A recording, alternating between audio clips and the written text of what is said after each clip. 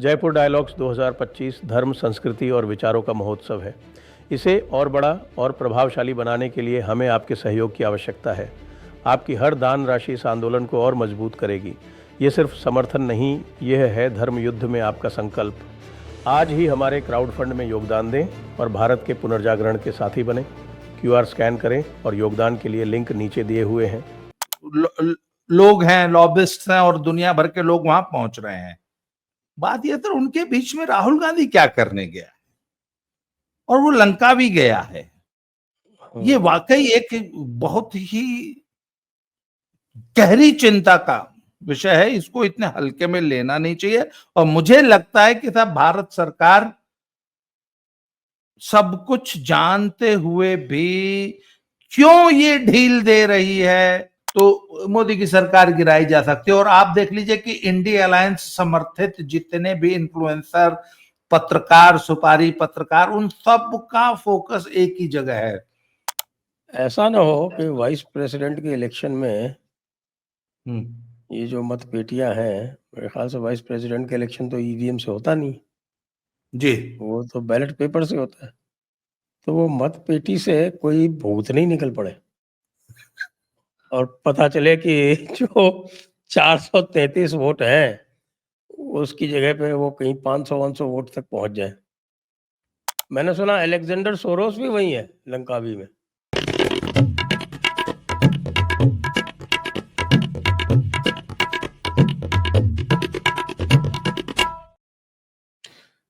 नमस्ते, आप सभी को स्वागत है आज के इस कार्यक्रम में। हमारे साथ जुड़ गए हैं बाबा रामदास जी और अवनीश शर्मा जी।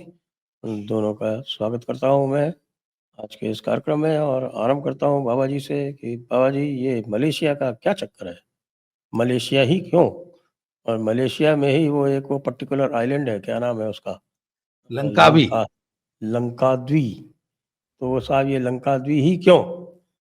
और तरह तरह की खबरें आ रही हैं। अब आपके पास चूंकि सोर्सेज बहुत बेहतर हैं, तो आप हमें कृपया बताइए, ये लंकावी आइलैंड का, मलेशिया का, वेरोनिका का, ये सब क्या मामला है?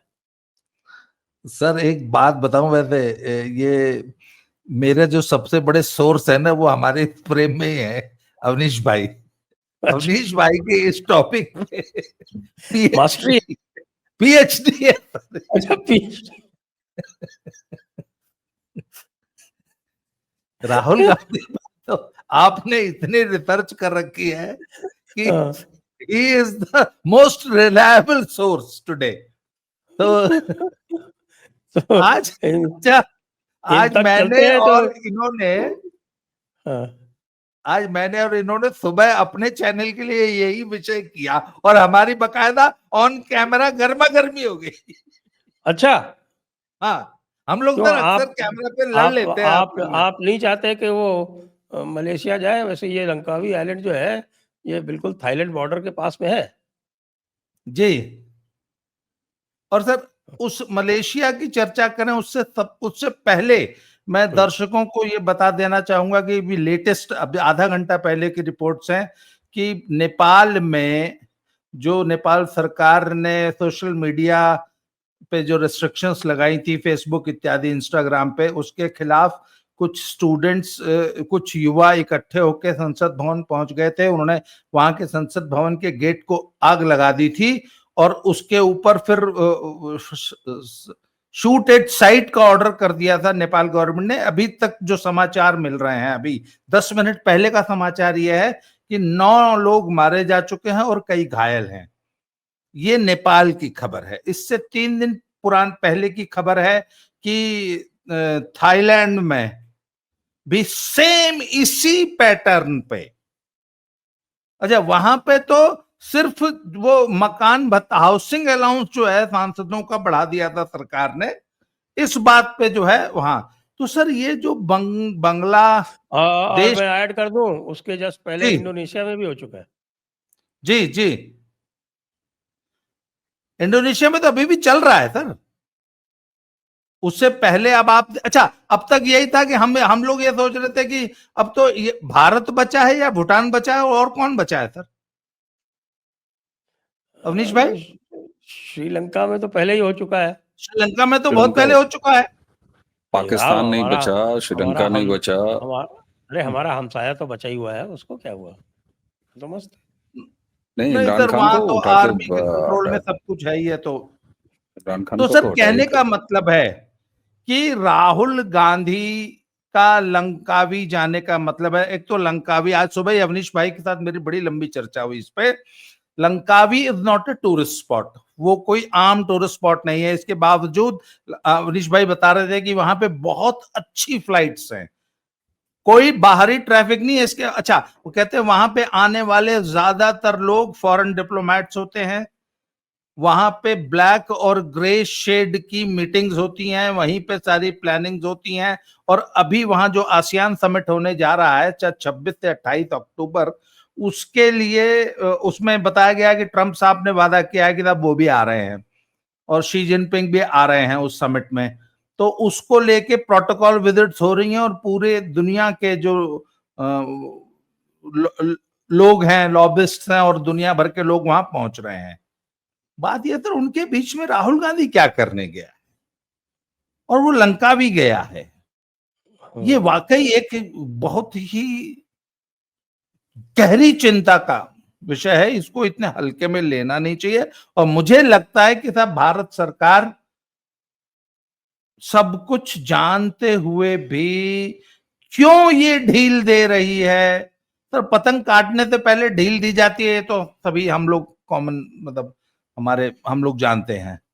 पर सर मुझे लगता है कि अब की बार कुछ ढील ज्यादा हो रही है। और जो आज जो नेपाल में हुआ है ना सर, ये वाकई अब पानी जो है सिर से ऊपर जा रहा है। अवनीश भाई कुछ कह रहे हैं शायद। जी अवनीश जी बताइए। नहीं बाबा जी, आप प्लीज, मैं सुन रहा हूँ आपको। तो सर ये आज जो नेपाल में हुआ, उससे एक हफ्ता पहले थाईलैंड में, सॉरी क्या बोलते हैं उसको, इंडोनेशिया में हुआ। तो सर ये सिग्नेचर जो है ना ये डीप स्टेट का, इस प्रकार, हालांकि भारत में मुझे ऐसा कुछ भी होता हुआ अभी तक दिखाई नहीं दे रहा है, क्योंकि मुझे लगता है कि इनके जितने मसाले थे या जितने भी ये कुछ करना चाहते थे, ये फेल हो चुके हैं। वो किसान आंदोलन और वो सब जितना करके इन्होंने देख लिया, कुछ कर नहीं पाए ये। और इनको नया, और भारत में अभी भी कोई ऐसा तत्व है नहीं या ऐसा कोई कारण इनके पास अभी तक ये जुटा नहीं पाए हैं या ऐसा कुछ क्रिएट नहीं कर पाए हैं कि ये भारत की जनता को सड़कों पे उतार दें या ऐसा कोई आक्रोश या ऐसा कोई विषय। अभी अभी इस वीडियो पे आने से पहले मैं वीरेंद्र नाथ भट्ट जी से बात कर रहा था, तो हम लोग बात कर रहे थे यूपी की। तो उन्होंने कहा कि साहब वो आजकल अखिलेश ने टोटी चोरी वाला मुद्दा फिर से उठा लिया है और प्रेस कॉन्फ्रेंस करके अफसरों को और उनको धमकाता फिर रहा है कि आने दो, हमारी सरकार देख लूंगा सबको, नाम लेके बोल रहा है। उन्होंने बकायदा नाम लिया है अवनीश अवस्थी जी का और भी एक दो ऑफिसर्स का। तो सर वो भट्ट साहब भी यही कह रहे थे कि असल में और कोई मुद्दा है नहीं, यूपी में एक भी मुद्दा ऐसा नहीं है जिसको अखिलेश उठा सके। तो अब ये नहीं, यही सब मुद्दे उठाएंगे। सर बिहार की यात्रा का मेरा सबसे बड़ा कंक्लूजन ही यह है कि 20 साल में भी नीतीश बाबू के खिलाफ कोई मुद्दा नहीं ढूंढ पाए। लालू जैसा श्रूड पॉलिटिशियन भी नीतीश के खिलाफ मुद्दा नहीं ढूंढ पाया, इसलिए ये वोट चोरी जैसा फर्जी मुद्दा लेके घूम रहे हैं। तो सर बात यह कि हिंदुस्तान में न तो कोई मुद्दा है और न हिंदुस्तान की नेचर ऐसी है। जो दो चार उपद्रवी तत्व हैं उनको इतना टाइट करके रखा हुआ है सरकार ने कि उनको वो सांस भी नहीं लेने देंगे। तो मुझे नहीं लगता कि ऐसी कोई योजना सफल होगी भारत में, और भारत की नेचर ऐसी नहीं है, भारत की आर्मी ऐसी नहीं है। और हम भारत लोग में तो बड़े 2 प्रयोग हो चुके हैं ना जी, तो वो प्रयोग दोनों फेल हो गए और इनको नया प्रयोग, ये नई टूल किट इजाद करने की छटपटाहट है। ये इनका कोई भी झूठ टिक नहीं पाता।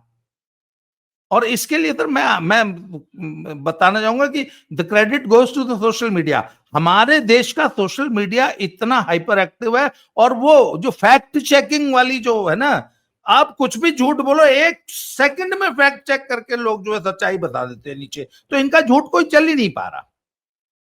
जी सर। जी अवनीश जी, जी क्या है सर, मलेशिया कनेक्शन? बिल्कुल सर, मलेशिया कनेक्शन है और बड़ा साफ साफ कनेक्शन है, ऐसी बात नहीं है। लंकावी, जैसा कि बाबा जी ने बता ही दिया कि ये कोई टूरिज्म के लिए जाने जाने वाली जगह नहीं है। कुआलालंपुर से ठीक ठाक दूरी है इसकी, लेकिन आइसोलेटेड जरूर है। और वहां की डेमोग्राफी ये बता देती है सारी कहानी, जो राहुल गांधी की तस्वीरें नुमाया हुई हैं, सोशल मीडिया में आई हैं या पब्लिक डोमेन में आ गई हैं बुर्का नशी औरतों के साथ, तो वहां से एक संकेत लीजिए। बाबा जी ने जो बताया, जिसका जिक्र किया, 26-28 अक्टूबर आसियान की समिट है। आसियान की समिट से पहले तमाम तरह का जो एक होता है, प्री मीटिंग्स होती हैं, फिर बहुत बड़े बड़े एग्रीमेंट्स होने होते हैं, बायलैटरल डिक्लेरेशन होने होते हैं। तो उसके लिए ऑफिसर्स का या राजनयिकों का आना जाना बना रहता है। तो वो एक ऐसा बहाना होता है जिसके जरिए जो ब्लैक और ग्रे शेडेड डिप्लोमेसी जो डील करते हैं, उनका भी वहां पहुंचना होता है। ये कंफर्म्ड सोर्सेज अभी नहीं है, लेकिन ये भी बताया जा रहा है कि मलेशिया में ही सोरेस के लड़के की भी उपस्थिति है। इसके अलावा वहां चाइनीज डिप्लोमेट्स भी हैं, उसके अलावा बाकी और जगहों के डिप्लोमेट्स हैं। ये उसी तरीके से है सर, जैसे कोई बड़ा इवेंट हो, कहीं ओलंपिक हो रहा हो, तो बहुत सारे खिलाड़ी, फिर फोटोग्राफर, फिर फिटनेस के एक्सपर्ट, ये सारे जाते हैं। तो उस बीच में किसी का आराम से चले जाना, तो वो कोई जो है आराम से चला जाए और अपना कांड करके भी वापस चला आए। तो राहुल गांधी ने इस पैटर्न का चुनाव किया। अब सवाल एक चीज और उठता है सर, कि क्या राहुल गांधी के न चाहने के बावजूद, और लंकावी कोई बहुत पॉपुलर डेस्टिनेशन नहीं है, ऐसा नहीं है कि बैंकॉक चले जाएं या थाईलैंड चले जाएं, के किसी और हिस्से में चले जाएं राहुल गांधी, तो बड़े आराम से उनको पहचाना जा सकता है। लेकिन आप नोटिस करिए कि जो तस्वीरें आई हैं, एक तस्वीर स्कूटी चलाते हुए बड़े आराम से कैजुअल शॉर्ट्स पहने हुए राहुल गांधी, जो बंदा फोटो खींच रहा है पैरेलल वो कार ड्राइव कर रहा है। वो कहीं से भी कोई ऐसा नहीं है कि भारतीय मूल का व्यक्ति उसने देखे राहुल गांधी को और उसने क्लिक किया, ऐसा नहीं है। जो बुर्का नशी औरतों के साथ उनकी फोटो है, प्रॉपर एक रिमोट एरिया या कोई बीच का कोई इस तरह का एरिया दिखाई दे रहा है, जहां पर वो एक छोटी शॉप या इस तरह का कोई आउटलेट है जहां पर वो फोटो आ रही। मैं कतई ये मानने को तैयार नहीं हूं कि राहुल गांधी की ये जो फोटो अभी लंकावी मलेशिया से आई हैं, ये बिना टीम राहुल गांधी के, चाहे या उनका जो भी मैनेजमेंट वाला जो टीम है उसके बिना चाहे आई नहीं है, ऐसा नहीं हुआ है सर। इस पैटर्न का एक प्रमाण और मिलता है। गोदी मीडिया शब्द का जनक, लेकिन खुद ही गोदी में लगातार पलते आए, मैं रवीश कुमार की बात करता हूं। सुपारी जर्नलिस्ट रहे जब वो जर्नलिज्म की नौकरी करते रहे। कल का रवीश कुमार का वीडियो देख लीजिए, उस बंदे ने स्टैंड ही यही लिया है कि अरे राहुल गांधी तो अमेरिका जा सकते थे, राहुल गांधी तो जापान जा सकते थे, वो फ्रांस जा सकते थे, लेकिन आप सरल राहुल गांधी को देखिए, वो बेचारे जो है वो मलेशिया चले गए। इसमें कौन सी ऐसी बात है? ये एक सोची समझी रणनीति के तहत ये पिक्चर्स खुद टीम राहुल गांधी द्वारा इसको उपलब्ध कराया गया है, और ऐसा सहज रूप में ये होने दिया गया है कि ये सोशल मीडिया में उतर आए। कारण ये कि जब आपका वहां पर ट्रेस होगा, आपका आना जाना ट्रेस होगा, तो आप ये कह सकते हैं कि साहब हम वहां पर सैर सपाटे के लिए गए थे। बांग्लादेश में जब अनरेस्ट हुआ, तो खालिदा जिया के लड़के के साथ राहुल गांधी की वो तस्वीरें बाहर आ गई। किन किन लोगों के साथ वो तस्वीरें बाहर आ गई? सवाल ये होता है सर कि राहुल ये बार बार ऐसा क्यों कर रहे हैं? ये प्रधानमंत्री के विदेश दौरों के बारे में बहुत ज्यादा बात होती है, लेकिन आंकड़े अगर कोई निकाल के देख ले तो प्रधानमंत्री से 3 गुना विदेश ट्रिप राहुल गांधी ने किया है। जितने दिन ये विदेश में बिताए हैं, अगर उसका एवरेज निकाल लिया जाए तो राहुल गांधी 7वें या 8वें दिन साल के बाहर रहे। कोई ऐतराज नहीं है सर, राजनयिक पासपोर्ट है इनके पास, ये जा सकते हैं, अफोर्ड कर सकते हैं, इनको लोग स्पॉन्सर करते होंगे, ये सारी बातें अलग है।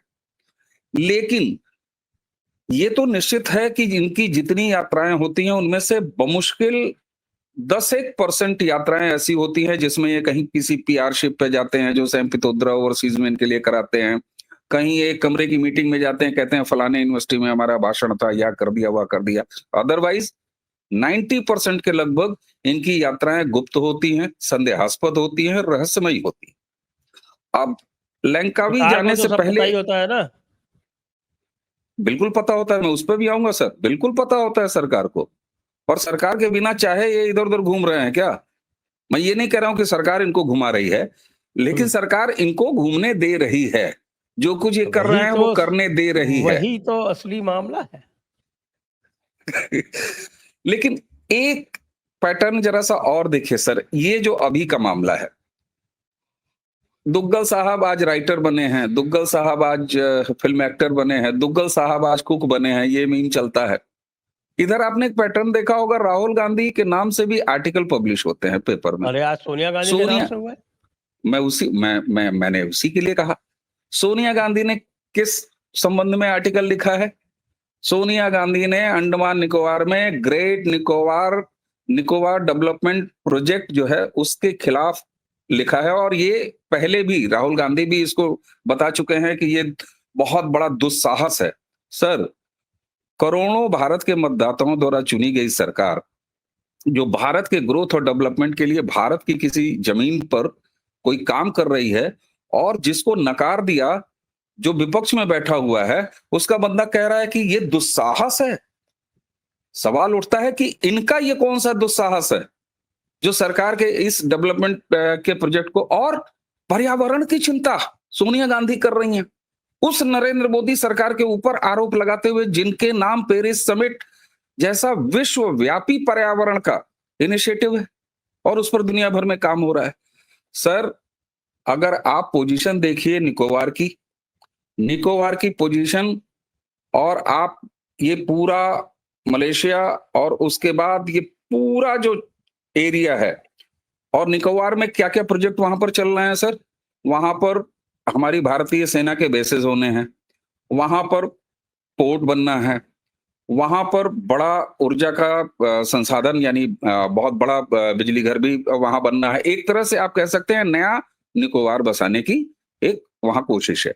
वो सामरिक महत्व वाला इलाका है, भारत के पास जमीन की कमी नहीं है कि निकोबार में ही जाके वो स्मार्ट सिटी बनाने को बहुत चुल्लू मची है मोदी जी को। ये बताता है कि इस समय मलेशिया की यात्रा इस बंदे की, जहां पर हर तरह के ग्रे और ब्लैक डिप्लोमेट्स मौजूद हैं, मौजूद रहने के बहाने हैं, कोई वहां जा सकता है, निगाह में नहीं आएगा। दूसरी तरफ इनकी माताजी अचानक पर्यावरण प्रेमी बनती हैं। ये बृहद एक ही प्रोजेक्ट है, और जिसमें डी-स्टेबलाइज करना भारत को वो भी शामिल है। और बिहार में सर हुआ क्या, इनको उम्मीद थी कि बिहार में एक बड़ी भीड़ उतर जाएगी और ये उसी तरह का माहौल, बांग्लादेश जैसा माहौल या इस तरह का माहौल, क्योंकि ईवीएम चोरी उन्होंने छोड़ दिया, भड़काने का हर सिलसिला इन्होंने छोड़ दिया, शाहीन बाग से लेके और सीए तक ये जितना भी हुआ इनका सब असफल रहा। बिहार में इन्होंने नरेंद्र मोदी के खिलाफ की वोट चोरी वाला ही मामला लेके उतर जाए, लेकिन बिहार के प्रमुख समाज ने, बिहार के बारे में आप कुछ भी कह लीजिए सर, बिहार वालों को कोई पॉलिटिक्स नहीं सिखा सकता। बिहार ने इनके इस चूरन का बैंड बजाया, ये तो बात और जिसकी वजह थी, पॉलिटिक्स नहीं सिखा सकते, कोई सवाल ही नहीं सर। जितने में नरेंद्र मोदी की टीम जो है राष्ट्रपति चुनाव मैनेज करेगी, उतने में ये सब मुखिया का चुनाव मैनेज कर लेते हैं बिहार वाले, उतनी ही गंभीरता से। तो बिहार को कोई पॉलिटिक्स नहीं सिखा सकता। तो ये दो चीजें हैं, एक तो ये अपने मास्टर्स को रिपोर्ट करने गए होंगे कि भैया देखो हमने ये कोशिश कर ली, अंततः हमने इलेक्शन कमीशन और वोट चोरी का भी किया, वो नहीं हुआ, और दूसरा वहां से होमवर्क लेके आने वाले हैं। अब सवाल आता है, उस सवाल पर जरूर आना बनता है कि सरकार और सरकारी एजेंसियां क्या कर रही हैं। सर, ये बड़ा सहज सवाल है और ये उठना भी चाहिए, और ये हम सबकी अपेक्षा भी होनी चाहिए। लेकिन सर, ये बात भी तो सही है, इसी देश की अदालत ने एक केस में सजा सुनाई, सांसदी राहुल गांधी की गई, फिर इसी देश की जुडिशरी ने वो सजा वो उनकी सांसदी बहाल की। 2024 का लोकसभा चुनाव होता है। इसी देश के हम करोड़ों मतदाताओं में से रायबरेली के लाखों मतदाताओं ने राहुल गांधी को फिर से एक बार चुना, अच्छे वोटों से चुना। कांग्रेस को इतनी सीट दे दी कि लीडर ऑफ अपोजिशन के लिए क्वालिफाई कर गए वो। तो सवाल ये होता है सर कि एजेंसियां ऐसा नहीं है कि सो रही हैं। हम आप बाबा रामदास यहाँ इतनी चिंता कर रहे हैं तो हमें इतना भरोसा तो होना चाहिए कि एजेंसियां कर रही हैं। लेकिन पॉपुलर डिमांड पर बहुत सारे काम नहीं होते, ऐसा मैं मानता हूं। और ये तो निश्चित है कि कुछ काम करने दिए जाते हैं। सर्वो शिकारियों वाला अंदाज दाना चुगने दिया जाता है और दाना चुगने के बाद तो एक पैटर्न लगातार चल रहा है। और जो मैंने नरेंद्र मोदी की स्टाइल ऑफ फंक्शनिंग देखी है, वो कुछ करते हुए इस तरह का नहीं दिखते हैं। ये गुजरात से आप देख लीजिए, सहज तरीके से चीजों को होने देते हैं और अपने अंजाम तक पहुंचने देते हैं। तो अब मुझे लगता है कि वो सिलसिला अपने एंड की तरफ आ रहा है। लखनऊ में भी एक गंभीर केस हुआ है राहुल गांधी के खिलाफ। इनकी नागरिकता वाला मामला है ही है, नेशनल हेराल्ड वाला मामला है ही है। तो एजेंसियां मुझे लगता है समय के लिए सारी चीजें बचा के रख रही होंगी। और ये स्ट्रेटेजिक तरीका है जिसमें कोई ढील मुझे नहीं नजर आती कि एजेंसियों ने ढील दिया होगा या वो इग्नोर कर रही होंगी सर। ये तो है कि साहब वही पुरानी वाली जो बात आती है ना कि साहब आज भी बीजेपी जो है वो उनको अपना एक बहुत बड़ा कैंपेनर समझती है। तो इसलिए वो कहते हैं कि ना कि साहब कि they don't want to disable their best campaigner. लेकिन ये बात जो है ना, ये कई बार जो है वो ये बेस्ट कैंपेनर करते करते कई बार गलतफहमी में सीमा से बाहर भी जा सकती है। और ये हम देख रहे थे कि और कुछ नहीं करते करते साहब जो इनका जो इकोसिस्टम था वो बिहार में कम एक्टिव तो हो गया, सोशल मीडिया पे ही हुआ वो बोले। तो ये जो एसआईआर वाला मामला फेल हुआ, बाबा जी आप तो अभी जाके आए हैं, तो क्या हम बिल्कुल पक्का कह सकते हैं कि एसआईआर वाला मामला इनका फेल हो गया? वोट चोरी क्या है, वोट चोर गद्दी छोड़, ये कैंपेन हम मान लें कि ये कंप्लीट फेलियर है। और आज तो मैंने देखा कि इनके ये भी बात चल रही है कि जो सीटों का वितरण हो रहा है उसमें 65 के आसपास सीटें देने की बात हो रही है कांग्रेस को। तो मुझे लगता है ये भी शायद अच्छा समाचार है एनडीए के लिए। जी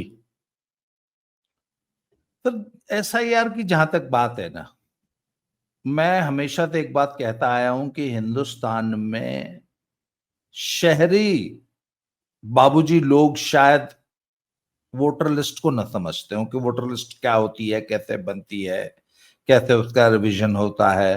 पर गांव के जो अदना से बेचारे जो सो कॉल्ड गरीब लोग, अनपढ़ लोग या सीधे साधे लोग होते हैं ना, उनकी पीएचडी होती है वोटर लिस्ट पे। वो उनको उनके पास एक एक वोटर का फोन नंबर और एड्रेस और हाल मुकाम, कि इस वक्त सूरत में खट रहा है या नवसारी में है या वापी में है, एक इसकी जानकारी रखते हैं गांव वाले, पूरी वोटर लिस्ट की। तो सर ये वोटर लिस्ट का मुद्दा कभी भी गांव में नहीं चलेगा। और ये बात राहुल गांधी जानते थे, पर उनके पास इसके अलावा कोई चारा ही नहीं था और कोई मुद्दा ही नहीं था। सर मैं ये मानता हूं कि एसआईआर का तो चलिए मुद्दा फेल हो गया, ये वोट चोरी का मुद्दा पूरी तरह फेल हो गया। आप बिहार में जाके पूछ लीजिए, मैंने गांव में जाके इंटीरियर पूछा कि भैया वोट बन गया? हाँ बन गया। क्या आप में से आपके गांव में किसी का वोट कटा? बोला जी नहीं, ऐसी तो हमने नहीं देखा। इसका बहुत अच्छा जवाब तेज प्रताप यादव जी ने दिया है। बोले अरे अगर वोट चोरी हुआ है तो उसका वोट जुड़वाओ, इस सड़क पर काहे घूम रहा है तुम लोग? सिंपल सी बात है सर, अगर किसी का वोटर लिस्ट में नाम कट गया है तो जुड़वाओ, अभी मौका है, प्रोसेस है उसका। खैर सर बात यह कि राहुल गांधी के आका लोग जो विदेश में बैठे हैं, उनके पास ऑप्शन क्या है?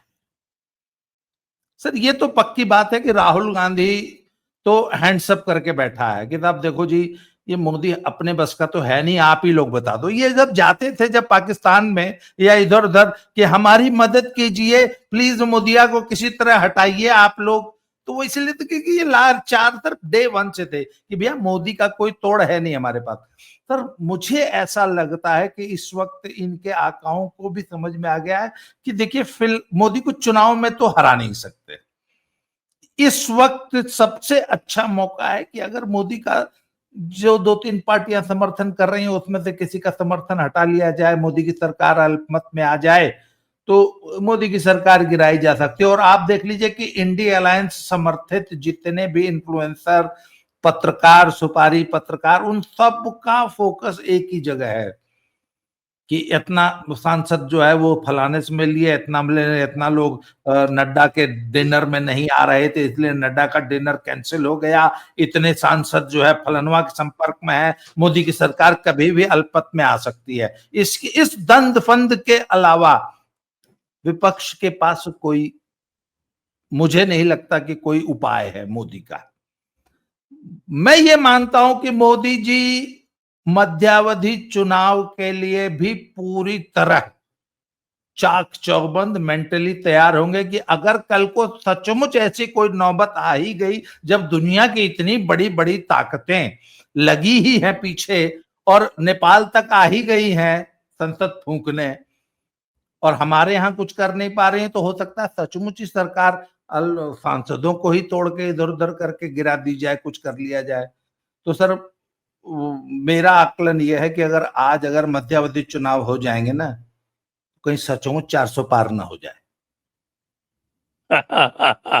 हालांकि ये बहुत दूर की कौड़ी है, मतलब पर एक बात बताऊं ना भाई, वो वॉर रूम में संभावनाएं तो सारी मॉडलिटीज वो तो की ही जाती हैं। अगर ऐसा हो गया तो क्या करेंगे, अगर दुश्मन इधर से आ गया तो क्या करेंगे, दुश्मन के निगाह से भी तो सोचना चाहिए ना। वॉर रूम में तो यही होता है, एक आदमी दुश्मन बन जाता है और एक आदमी, और दोनों जो है अपनी अपनी स्ट्रेटेजी बनाते हैं कि अच्छा मैं इधर से आ जाऊंगा तो तुम मुझे कैसे रोकोगे। तो सर मुझे लगता है कि इस सरकार को डिस्टेबलाइज करने की जो अंतिम प्रयास हो सकता है वो हो सकता है सरकार का समर्थन किसी एक पार्टी से। पर उसका उपाय मुझे लगता है मोदी जी और पूरा जो उनका जो टीम है वो करके बैठी होगी, और सबसे अंतिम उपाय तो मध्यावधि चुनाव होता है। एक इस बारे में मुझे 2 बातें कहनी है जी।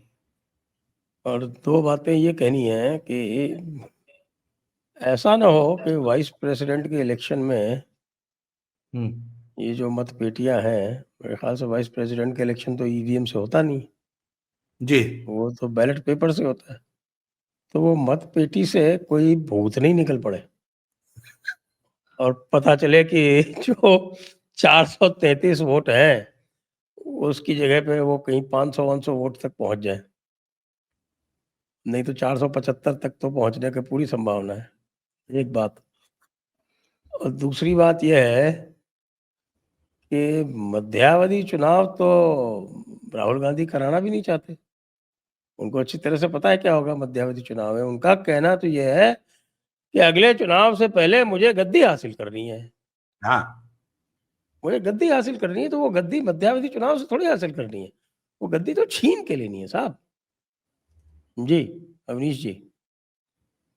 बिल्कुल सर मुझे नहीं लगता कि भारत में कम से कम 2014 के बाद से जो राजनीति चल रही है इनकी भारतीय जनता पार्टी की, उसमें कोई अमित शाह के रहते उनके सांसद तोड़ लेगा, थोड़ा सा मतलब ठीक ठाक चुटकुला जैसा समझ में आता है। मोटा भाई के रहते और बता के, वो भी मैं ये रहते तो ठीक है, ऐलानिया कि नहीं हम तुम्हारे 35 सांसद तोड़ रहे हैं और 35 सांसद हमारे पास चले आए, तो ये थोड़ा मतलब मुझे लगता है कि एक अच्छा चुटकुला जरूर है, लेकिन ये कोई कायदे की बात नहीं हुई। हाँ भाई ठीक है, शरद पवार से सीधा डील किया था नरेंद्र मोदी ने महाराष्ट्र में अजित पवार को जब इधर लेके आए थे, लेकिन इस तरह का धोखा हो गया था, वो 1 to 1 धोखा था। लेकिन कम से कम ये बात तो नहीं है। दूसरी बात, आपकी बात से मैं पूरी तरह सहमत हूं उपराष्ट्रपति चुनाव में जबरदस्त खेला होने जा रहा है, निश्चित तौर पर। क्योंकि नरेंद्र जी, मोदी की ये एक आपकी आदत है, भविष्यवाणी है। मेरा विश्वास है सर। कारण ये हुँ। कि ऐसा तो है नहीं सर कि मुझ जैसे व्यक्ति को नरेंद्र मोदी जी ने बताया होगा कि बेटा हम ऐसा कुछ करने जा रहे हैं, ऐसा नहीं है। लेकिन नरेंद्र मोदी की स्टाइल ऑफ पॉलिटिक्स अगर आप देखिए, तो वो हमेशा एक संकेत देते हैं। जैसे एक तस्वीर जिसको लेके ये बुद्धू कांग्रेसी घूम रहे थे, विक्ट्री परेड वाली जो चाइना वाली थी, कि साहब इसमें नरेंद्र मोदी कहीं नहीं है, जबकि उनको ये भाई पता ही है कि नरेंद्र मोदी जी एक दिन पहले चले आए थे। कल कार्यकर्ताओं की बैठक और बड़ा सा हाल, और उसमें सबसे पीछे वाली सीट पर बैठे हुए नरेंद्र मोदी, वो बहुत बड़े सोशल मीडिया बाज हैं सर। जब वो 14 वाला मुझे याद आता है, गुलाबी रंग का उनका, उन्होंने सेल्फी का जो है वो नया ट्रेंड चला दिया था। इधर वो कैमरा मतलब अपने हाथ में मोबाइल लेके नहीं घूमते। लेकिन इस पूरी भीड़ में मुझे तो नरेंद्र मोदी नहीं नजर आए। बंदे ने वो पोस्ट भी कहीं ना कहीं देखी और उसका संकेत उन्होंने वहां से दिया, भैया मैं सबसे पीछे बैठा हुआ हूँ।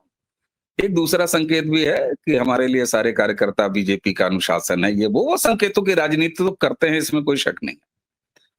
दूसरा, इसी हाउस में राज्यसभा में क्लियर मेजॉरिटी, क्या छोड़ दीजिए काम भर की मेजॉरिटी नहीं होना, और उसके बाद भी सरकार का एक भी काम जो राज्यसभा में रुका हो 14 से 19, 19 से 24 और 24 के बाद वाले टर्म में, ऐसा नहीं हुआ है सर। तो निश्चित तौर पर संख्या मैनेज करते हैं ये, जब जो चाहते हैं वो संख्या ये हासिल करते हैं अपने काम के अवनीश भाई, लिए। बल्कि हाँ, बहुमत वाली सरकार से बेहतर परफॉर्म कर रही है ये सरकार। अरे मैं कहता हूं जब पिछली वाली थी राज्यसभा में, इनके पास बहुमत बहुत समय तक नहीं था साहब, बहुत समय तक नहीं था। 14 वाले टर्म में नहीं था। 14 वाले टर्म में तो इनकी बहुत बुरी हालत थी, क्योंकि नए नए केंद्र में आए थे, राज्यों में भी उतनी सरकार नहीं थी। तो ये तो है कि इनके पास काम कराने के सिलसिले में अगर संख्या है, तो उपराष्ट्रपति चुनाव में उससे पहले धनखड़ साहब वाले एपिसोड में जितना, और धनखड़ साहब वाला एपिसोड बिल्कुल साफ है। मैं हालांकि बहुत औपचारिक रूप से कहता रहा कि नहीं नहीं स्वास्थ्य कारण ही है, स्वास्थ्य कारण नहीं है सर। कई बार दिमाग खराब होना भी स्वास्थ्य कारणों में आता है ना सर, ऐसे थोड़ी ना है। जैसे जैसे हमारे उम, अंकल ट्रम्प। एक दिमाग वो भी तो एक स्वास्थ्य खराब ही होना, किसी का दिमाग खराब हो जाए तो वो स्वास्थ्य खराब ही होता है। तो एक तरह से टेक्निकली मैं सही भी हूं कि हाँ हाँ ठीक है, स्वास्थ्य कारणों से ही धनखड़ साहब का इस्तीफा हुआ। लेकिन 35 सांसद तोड़ने की कहानी से पहले 6 महीने में सरकार गिर जाएगी, राहुल गांधी प्रधानमंत्री 29 से पहले बन जाएंगे, और धनखड़ साहब वाला एपिसोड इसका बहुत बड़ा सांकेतिक जवाब उपराष्ट्रपति चुनाव में नंबर ऑफ वोट से आएगा। इसलिए मैं आपकी बात से 100% सहमत हूं, और ये होने जा रहा है जी। अच्छा, तो फिर ये हो गया, तो फिर तो आगे की तैयारी करनी पड़ेगी। वैसे भी एक बड़ा संकट है इनके सामने, जिसके बारे में कोई बात नहीं कर रहा है, और वो ये है कि साहब वो 2029 के इलेक्शन से पहले डिलिमिटेशन हो जाएगा, और डिलिमिटेशन होके 50% सीटें जाएँगी बढ़, और वो जो 50% सीटें जो बढ़ेंगी उसके कारण सारे जितने भी आपके गुणा भाग हैं सब परिवर्तित हो जाएँगे, और लगभग हर एमपी जो है उसको अपनी सीट बदलनी पड़ेगी। बहुतों की सीटें जो है वो महिला हो जाएगी, तो उनको ये तय करना पड़ेगा कि भई खुद लड़े या पत्नी को लड़वावें। तो ये सब कार्यक्रम होने से एक चीज़ जो जैसे उत्तर प्रदेश में देखने में आई कि साहब की बड़ी भारी एंटी इनकम्बेंसी थी एमपीज़ के विरुद्ध। कम से कम इस चीज़ का सामना तो भारतीय जनता पार्टी को नहीं करना पड़ेगा। बाबा जी क्या कहते हैं? सर, मुझे सबसे बड़ा जो फैक्टर इसमें जो जो प्रभावित करेगा भारतीय राजनीति को, वो होगा भाजपा का कार्डर बेस्ड पार्टी होना। और जिस जिस पार्टी, और इसका सबसे बड़ा नुकसान कांग्रेस को होने जा रहा है, बल्कि अखिलेश को और तेजस्वी जैसी पार्टियों को, या इवन ममता दीदी को भी इतना नुकसान नहीं होगा, क्योंकि उनके पास भी ठीक ठाक काडर, समर्पित काडर है।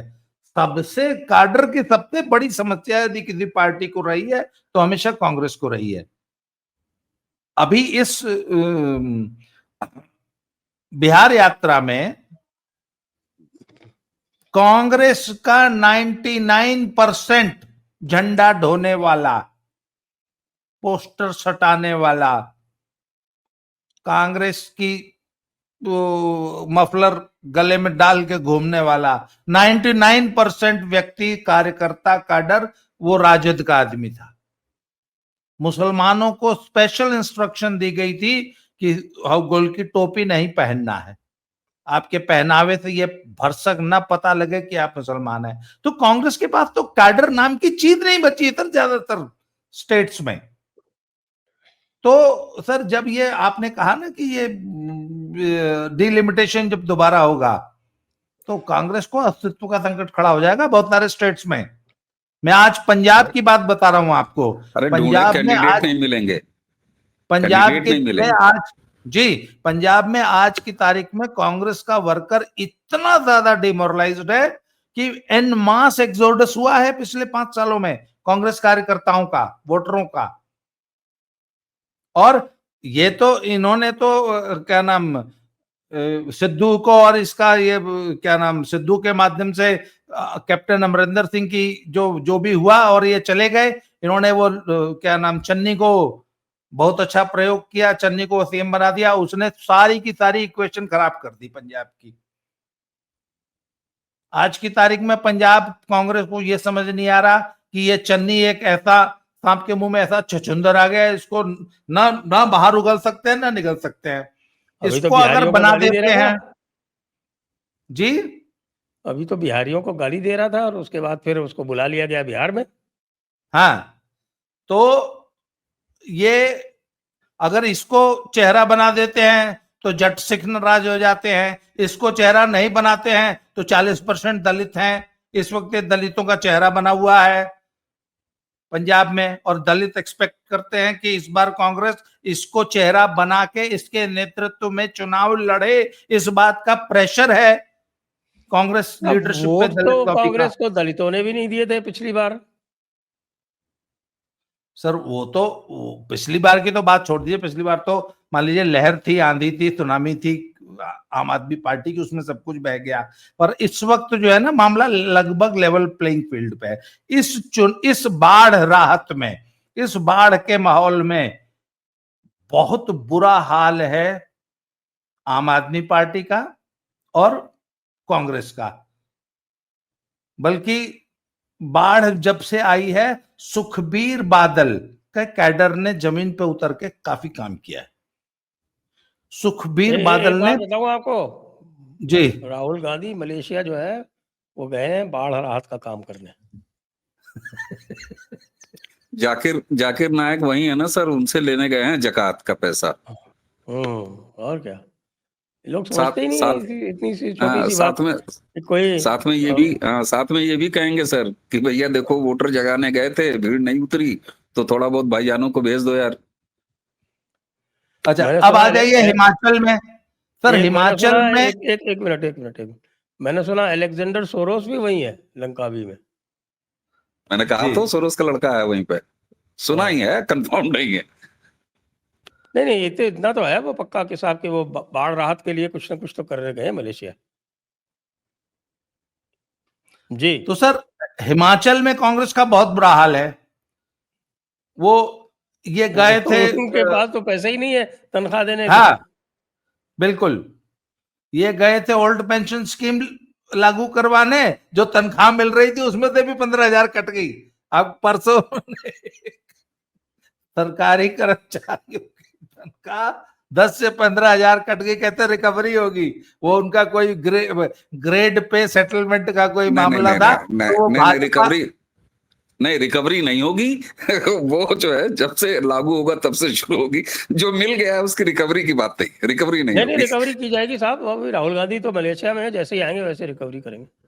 अब पता नहीं सर, लेकिन अभी सुक्खू जी को पता नहीं ना साहब, सुक्खू जी नए सुक्खू जी को ऊपर से तो मारना पड़ेगा ना। जैसे कर्नाटका में आपको पता है किसानों को कह दिया गया कि तुम कौन होते हो, हम भी किसान हैं, हमारी ज्यादा नुकसान हुआ है।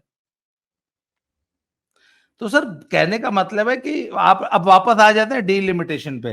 तो सर डीलिमिटेशन की तैयारी भाजपा संगठन पहले से करके बैठा है और उनकी जो टीम है वो अपना चुपचाप, वो जो इतना बड़ा दफ्तर उन्होंने बनाया है, तो वहां पे सर वो पिज्जा और बर्गर की पार्टी नहीं होती है दीनदयाल उपाध्याय वाले मुख्यालय में। सर उसमें भाजपा संगठन के लोग चुपचाप बिना लाइमलाइट में आए हुए यही सब काम करते हैं कि कल को जब डीलिमिटेशन होगी तो हमें अपने संगठन को कैसे उस नई परिस्थितियों के लिए तैयार करना है। और सर कांग्रेस तो आराम से लंकावी में छुट्टी मना रही है, सो कॉल्ड। ये सब बातें कर करके ये सब षड्यंत्र है भारतीय जनता पार्टी का। भारतीय जनता पार्टी जो है वो राहुल गांधी का जो वेकेशन है उसको स्पॉइल करना चाहती है, इसके अलावा और कोई बात नहीं है। ये बताइए किसी बेचारे को 16 दिन पैदल चला है, पैदल नहीं चला, गाड़ी पे चला है। गाड़ी पे चला है तो थोड़ी थकान तो आती है ना। जैसे कि कांग्रेस वालों ने कहा कि वो कोई नॉन बायोलॉजिकल थोड़ी है, वो तो बायोलॉजिकल है। वो उनमें ह्यूमन टच है, इसलिए वो छुट्टी मनाने जाते हैं। ये अलग बात है कि छुट्टी ज़्यादा काम कम। तो सर कुल मिला के राहुल गांधी की हालत इस समय बहुत खस्ता है, कांग्रेस की हालत बहुत खस्ता है। और राहुल गांधी ने सर अपनी राजनीति से सबसे बड़ा नुकसान तेजस्वी का और अखिलेश यादव का कर दिया। अखिलेश यादव और तेजस्वी इतने अनाड़ी निकले कि ये समझ ही नहीं पाए कि ये कर क्या रहा है और हम इसके चंगुल में फंस रहे हैं। और सर आप देख लीजिएगा इसका खामियाजा इसी चुनाव में तेजस्वी को भुगतना पड़ेगा। मैं आपको बता रहा हूं तेजस्वी का आज तक का सबसे वर्स्ट प्रदर्शन लालू की पार्टी का होने जा रहा है इस चुनाव में। वर्ष तो कैसे आज होगा? तक का वर्स्ट। 2010 में तो 4 सीटें आई थी इनकी। नहीं विधानसभा विधानसभा विधानसभा की बात कर विधानसभा रहे की हैं। तो बात कर रहा हूँ। हाँ, सही है। नहीं मुझे इसकी जानकारी नहीं। 2010 में तो साहब इनकी दोनों की मिलके 206 सीटें थी 244 में से। और नहीं 4 सीटें कांग्रेस की थी, इनकी शायद कांग्रेस की 4 14-15 थी। 14-15 थी। 14 हाँ 4 कांग्रेस की। तो सर तकरीबन वहीं पहुंच रहे हैं क्योंकि 200 तो ना क्रॉस करेगी एनडीए। सर एक बात बताऊं, अगर 170 का लेवल ब्रीच कर देगी, अगर 170 का लेवल ब्रीच किया तो फिर कहां जाके टिकेगी, यू कांट जज। 200 से ऊपर न चली जाए, मेरी बात को ध्यान रखिएगा। इसकी बल्कि एक वो क्लिपिंग काट के अभी से निकाल लीजिए। अभी थोड़ा सा टिकट वितरण हो जाने दीजिए और सीट एडजस्टमेंट, सीट शेयरिंग हो जाने दीजिए, उसके बाद एक्चुअल फिगर बताऊंगा। सर अगर 170 का लेवल ब्रीच किया ना एनडीए ने, तो सर फिर वो जैसे महाराष्ट्र में कोई जज नहीं कर पाया ना। महाराष्ट्र में सोचा था क्या कि इतनी बुरी हालत हो जाएगी इंडिया अलायंस की, सर वही हालत होने जा रही है बिहार में।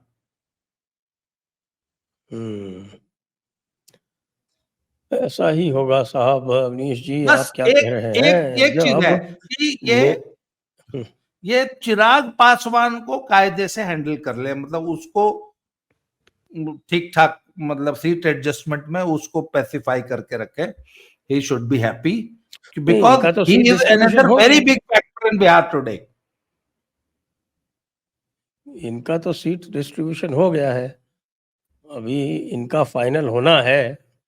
और इसी सीट में मैक्सिमम सीटें लेने के लिए ही तो राहुल ने इतना उद्यम किया है, इतनी मेहनत की है। उसमें और एक गड़बड़ हो सकती है सर, वो वीआईपी जो है ना, वीआईपी हो सकता है पाला बदल ले, ऐसे संकेत मिल रहे हैं। तो वीआईपी को भी तो अगर ऐसा हुआ तो वीआईपी को भी तो कुछ सीटें देनी पड़ेंगी ना। तो उसी हिसाब से वो मुकेश सहनी जी जो है, अब देखते हैं। ये मुकेश सहनी को जो अभी मेरे पास जो सोर्स बेस्ड जो खबर आई है वो ये है कि साहब कोई 65 सीटें तो ले जाएगी कांग्रेस, 65 सीटें, और 25 सीटें जो है वो कम से कम ले जाएंगे लेफ्ट वाले, और कम से कम 20 सीटें वीआईपी। तो साहब 100 सीटें तो ये निकल गई।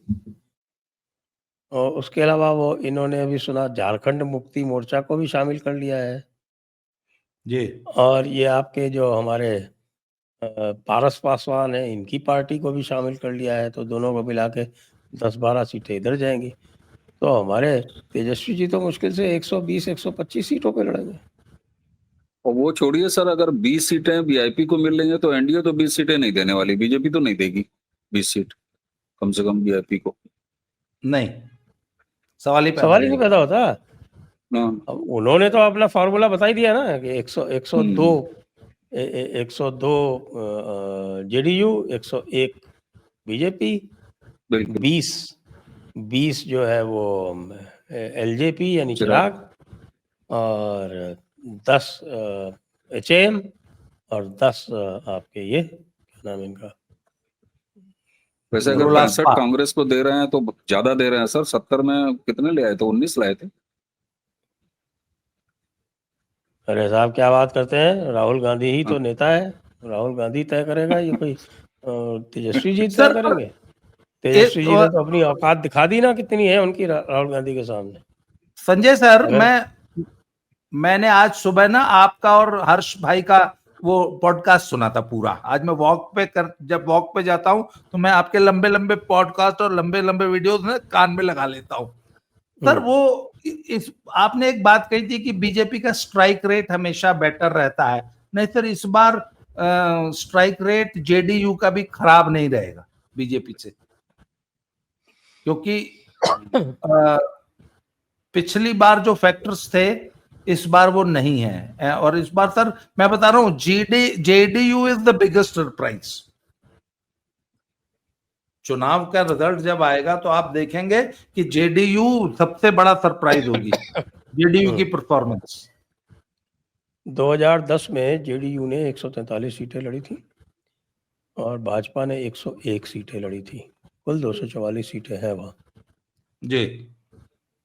जेडीयू ने 115 सीटें जीती थी और भारतीय जनता पार्टी ने 92 सीट्स जीती थी।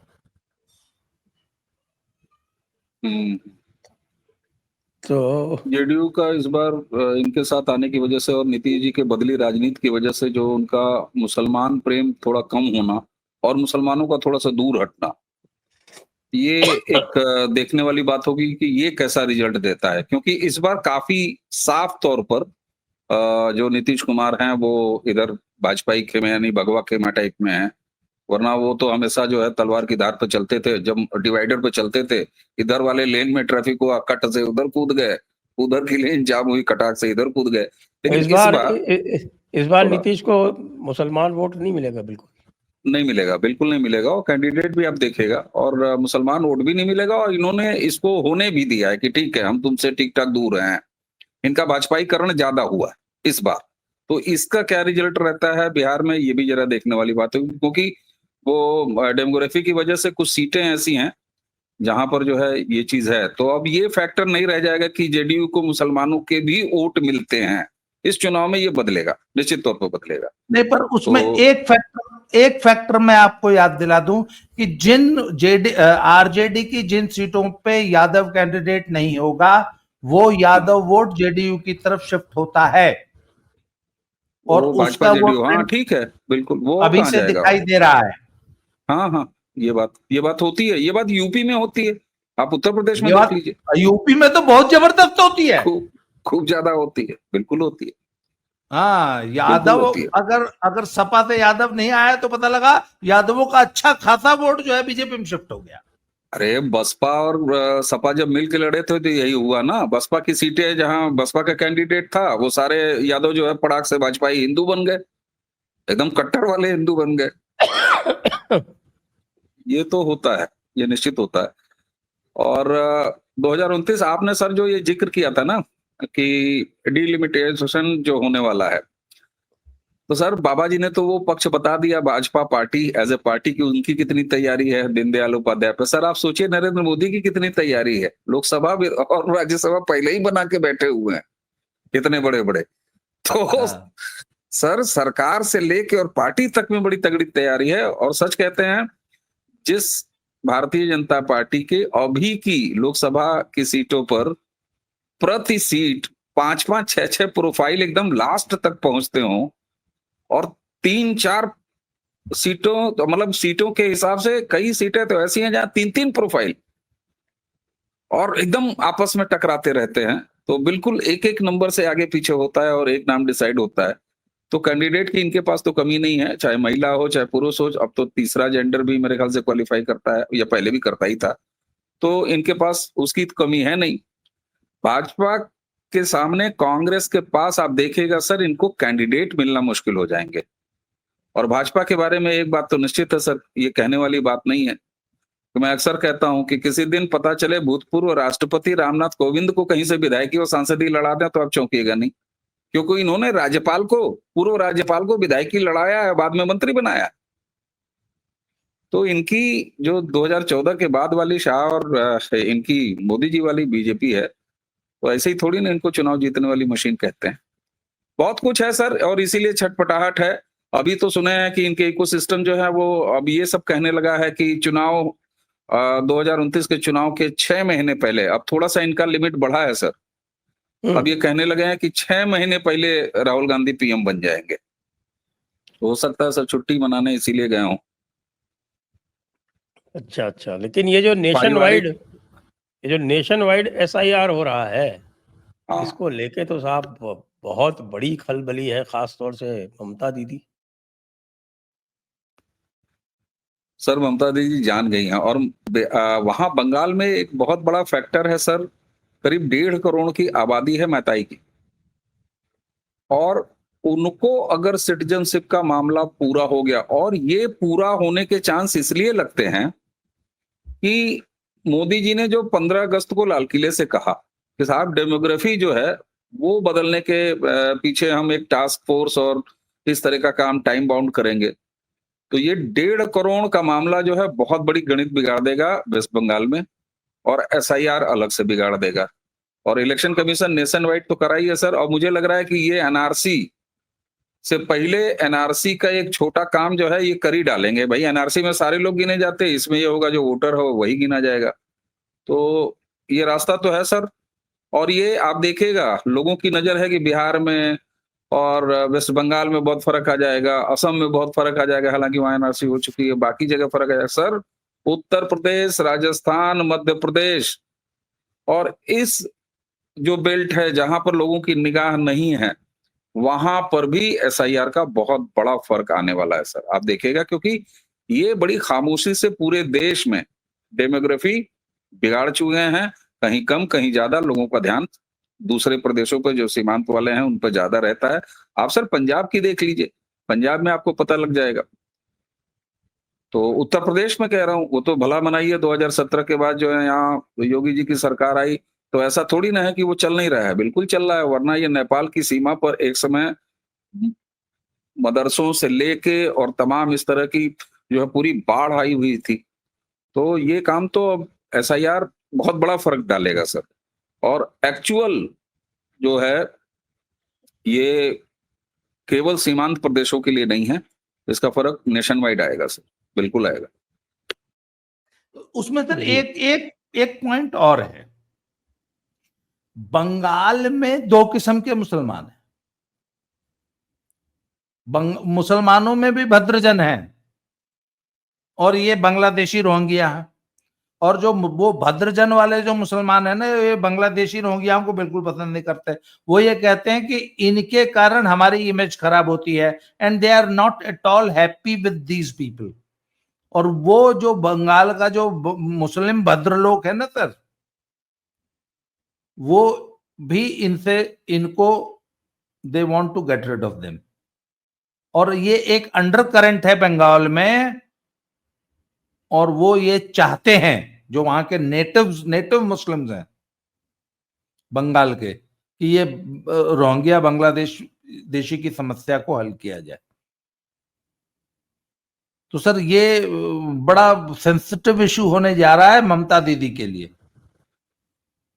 लेकिन सर बाबा जी, ये जो आपके भद्रलोक वाले मुस्लिम जिनको आप कह रहे हैं, तो फिर अगर ऐसा हो जाएगा तो इनकी दीदी की सरकार भी तो चली जाएगी।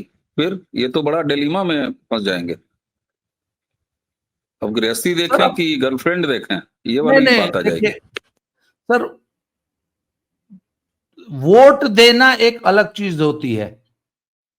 आप एक बात बताइए, MY कॉम्बिनेशन की आप इतनी बात करते हैं, वोट देते समय एक हो जाता है M और Y, पर बाकी समाज में जब सपा बसपा का गठबंधन होता था तो सबसे बड़ी समस्या क्या आती थी? भाई नेताओं ने गठबंधन कर दिया, पब्लिक के दिल भी तो मिलने चाहिए। जमीन पे जो लड़ाई है वो सपा और बसपा के वोटर की रहती थी, तो वोट ट्रांसफर ही नहीं तो होता। भाई आखिर 2019 वाले चुनाव में क्या दिक्कत आई थी? वोट ही ट्रांसफर नहीं हुआ।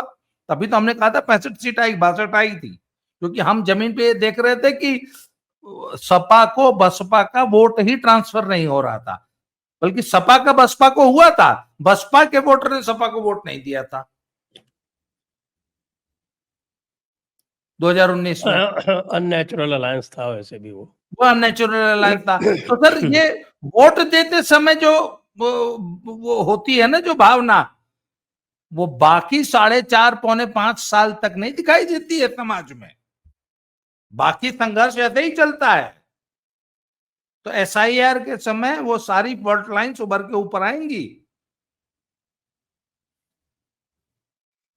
जी जी। तो आइए आज की चर्चा को अब यहीं पर विराम देते हैं। सभी दर्शकों को बहुत बहुत धन्यवाद। बाबा रामदास जी को, अवनीश जी को भी बहुत बहुत धन्यवाद। जय हिंद, जय भारत, वंदे मातरम। जय श्री राम। जय श्री राम।